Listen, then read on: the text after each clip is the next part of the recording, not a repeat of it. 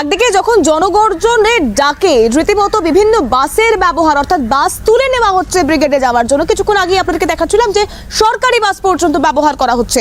সরকারি এবং বেসরকারি বাস তুলে নেওয়ার কারণে আরামবাগে যে কতটা সমস্যায় পড়তে হচ্ছে সাধারণ মানুষজনদেরকে, সেই ছবিটাও একবার আপনাদেরকে দেখানোর চেষ্টা করব।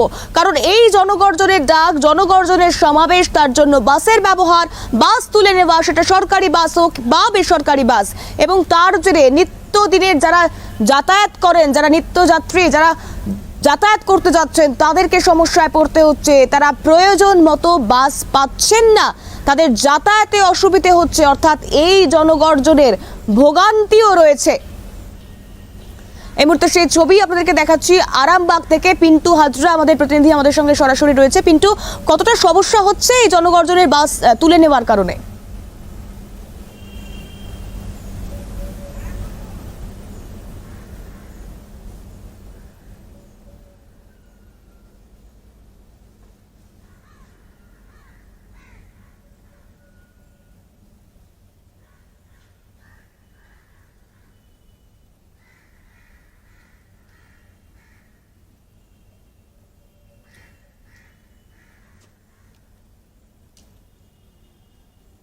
আমি অবশ্যই পিন্টুর কাছে যাওয়ার চেষ্টা করব, তবে তার আগে আরো একবার জানাবো, সরকারি বাস বেসরকারি বাস ব্রিগেডের জন্য, জনগর্জনের জন্য তুলে নেওয়ার কারণে যাতায়াতের সমস্যায় পড়তে হচ্ছে নিত্যযাত্রীদের। আরামবাগ থেকে তেমনটাই ছবি সামনে আসছে। পিন্টু, ঠিক কি পরিস্থিতি সেখানকার? কতটা সমস্যায় পড়তে হচ্ছে নিত্যযাত্রীদের? প্রায় আরামবাগ বাস স্ট্যান্ডে প্রায় কম বেশি প্রায় 400টির মতো বাস আরামবাগ মহকুমা ছাড়াও আরামবাগের বিভিন্ন আশপাশের জেলা যাতায়াত করে প্রায় 400টির মতো বাস। কিন্তু আজকে তৃণমূল রাজ্য কমিটির পক্ষ থেকে যেহেতু ব্রিগেড চলো ডাক দেওয়া আছে, তৃণমূলের যে জনগর্জন যে সভা, সেই সভাতে যাওয়ার জন্য কিন্তু প্রায় সমস্ত বাস তুলে নেওয়া হয়েছে। দু একটি বাস চলছে, ফলে কিন্তু সাধারণ মানুষ যারা প্রতিদিন যাতায়াত করেন বা দূর দূরান্ত থেকে মানুষজন এসেছেন যাওয়ার জন্য এখান থেকে, তারা কিন্তু সকাল থেকে দাঁড়িয়ে আছে, কিন্তু কোনো বাস মিলছে না। ফলে কিন্তু দুর্ভোগের ছবিটা কিন্তু রীতিমতো ধরা পড়ছে। সাধারণ মানুষ কিন্তু ঘন্টার পর ঘন্টা দাঁড়িয়ে আছে, বাধ্য হয়ে তারা বাস না পাওয়ার কারণে তারা বাধ্য হচ্ছেন অতিরিক্ত ভাড়া দিয়ে ছোট গাড়ি, টোটো, অটো বা প্রাইভেট কার ভাড়া করে তাদেরকে যে গন্তব্যস্থল সেখানে পৌঁছানোর জন্য। আমার সঙ্গে কিছু মানুষজন রয়েছে, তাদের মুখ থেকে জানার চেষ্টা করব কতটা সমস্যার মধ্যে পড়তে হচ্ছে আপনাদের। বলুন না আপনি। কতটা সমস্যার মধ্যে পড়তে? অনেকটা সমস্যার মধ্যে পড়া হচ্ছে। কতক্ষণ দাঁড়িয়ে আছে? 1 ঘন্টার ওপর বাস পাচ্ছেন? বাস পাচ্ছি না। এই ছোট গাড়ি উল্টো পাল্টা ভাড়া বলছে, যেগুলো লিমিটের বাইরে। পুরো সম্ভব নয় এত টাকা ভাড়া দিয়ে গন্তব্যস্থলে পৌঁছানোর জন্য। কতটা সমস্যার মধ্যে পড়তে হচ্ছে? আমরা 1-1.5 ঘন্টা দাঁড়িয়ে রয়েছি গাড়ির জন্য। আমরা খুব সমস্যায় রয়েছি, রাস্তাঘাটে বসেই রয়েছি, আমরা গাড়ি পাচ্ছি না। কতক্ষণ দাঁড়িয়ে আছে? 1.5 ঘন্টা বসে রয়েছি। কোথায় যাবেন কোথায়? আমরা যাবো বন্দর। দেখো, প্রচুর মানুষজন রয়েছে, আমি তাদের মুখ থেকে জানার চেষ্টা করছি কোথায় যাবেন কোথায়। আমি জানিনি ঠিক কোথায় যাবে, ওই বদনগঞ্জের দিকে যাওয়া হবে। বাস তো কই নেই, এসে দেখছি তো 1 ঘন্টা 1.5 ঘন্টা দাঁড়িয়ে আছি। আজকে তো তৃণমূলের সভা, সেই কারণে বাস তুলে নিয়ে আছে।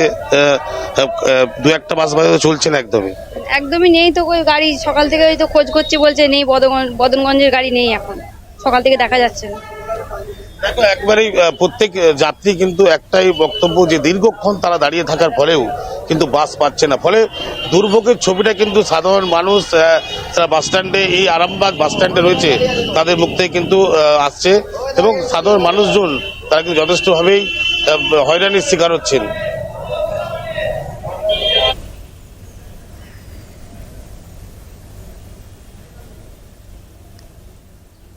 একেবারে পিন্টু, আপাতত তোমাকে ধন্যবাদ জানাবো। আরামবাগের যে ছবিটা আপনাদেরকে দেখাচ্ছিলাম, তার পাশাপাশি এই মুহূর্তে একই পরিস্থিতি বারাসত থেকেও সামনে আসছে। কারণ এই যে জনগর্জনের ডাক দেওয়া হয়েছে, তাতে তৃণমূল কর্মী সমর্থকদের যাতায়াতের সুবিধার জন্য বাস তুলে নেওয়া হয়েছে। শুধুমাত্র বেসরকারি নয়, সরকারি বাসও যে ব্যবহার করা হচ্ছে সেই ছবিটাও আপনাদেরকে দেখাচ্ছিলাম। এবং যার জেরে যারা নিত্যযাত্রী, যাদের আজও কোথাও যাওয়ার রয়েছে, গন্তব্য মানে রোববার মানেই সবার কাছে ছুটির দিন, ব্যাপারটা ঠিক তেমন নয়। রোববার মানেই মানুষজন বাড়িতে থাকবেন, ব্যাপারটা তেমনও নয়। আর জনগর্জন চলছে বলে মানুষজন রাস্তায় বেরোতে পারবেন না, তেমনও নয়। অর্থাৎ যারা রাস্তায় বেরোচ্ছেন তাদেরকে ভোগান্তি পোহাতে হচ্ছে। বারাসাত থেকে অপু আমাদের অপর প্রতিনিধি আমাদের সঙ্গে রয়েছে, আমি অপুর কাছে যাওয়ার চেষ্টা করব। অপু, কি ছবি, কতটা সমস্যায় পড়তে হচ্ছে বাস তুলে নেওয়ার কারণে, না থাকার কারণে?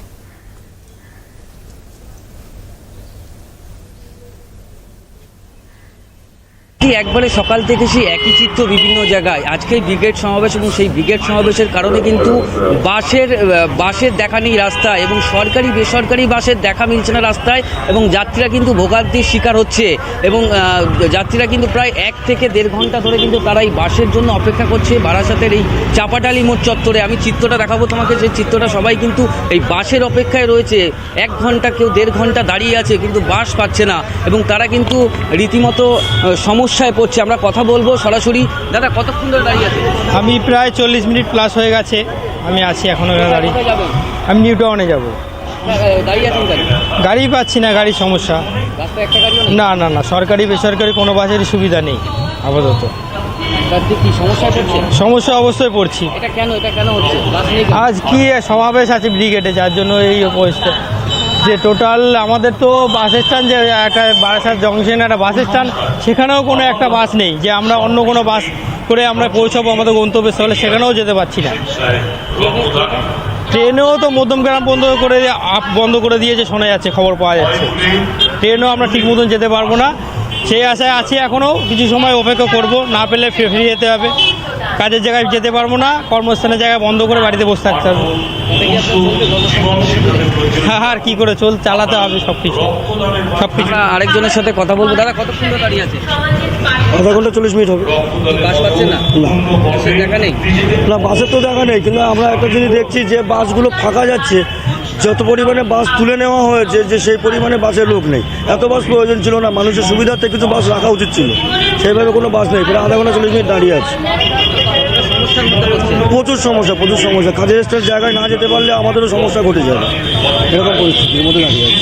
দেখো দিদি, যাত্রীরা যেমনটা বলছে যে আজ ব্রিগেড সমাবেশ, এই ব্রিগেড সমাবেশে এত পরিমাণের বাস তারা নিয়েছে যে যাত্রীরা কোনো রকম সেই বাস পাচ্ছে না। 1 ঘন্টা, কেউ 1.5 ঘন্টা ধরে কিন্তু তারা কিন্তু এই বাসের অপেক্ষায় দাঁড়িয়ে রয়েছে, এবং তারা কিন্তু ভোগান্তির শিকার হচ্ছে। তিথি, একেবারে অপু, আপাতত ধন্যবাদ জানাবো অপু।